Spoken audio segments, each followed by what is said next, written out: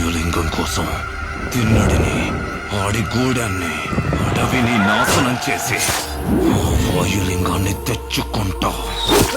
ఆ తిన్నడు సామాన్యుడు కాదు. అతన్ని దాటి వాయులింగాన్ని చేరడం అసాధ్యం.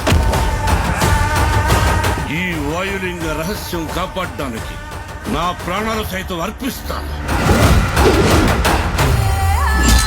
శివుణ్ణి రాయంటావా? రాయని రాయనక ఏమంటారు నెమలరాని? వినపడని వాడికి విన్నపాలెందుకు, వీళ్ళకి దండాలెందుకు? ఇలాంటి వాడు మీకు గొప్ప భక్తుడవుతాడని నమ్మకం ఏంటి ప్రభు? రుద్రా,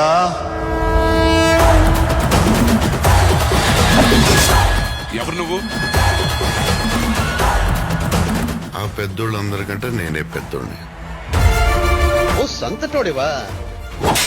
వెలివిద్యలో నీకన్నా గొప్పవాడొకడు ఉన్నాడని తెలిసి అతని బొట్టని వెళ్ళి తెప్పొట్టించింది నువ్వే కదా. వెళ్ళబోయా. శివయ్య అని మనసారా పిలు. అది జన్మలో జరగదు.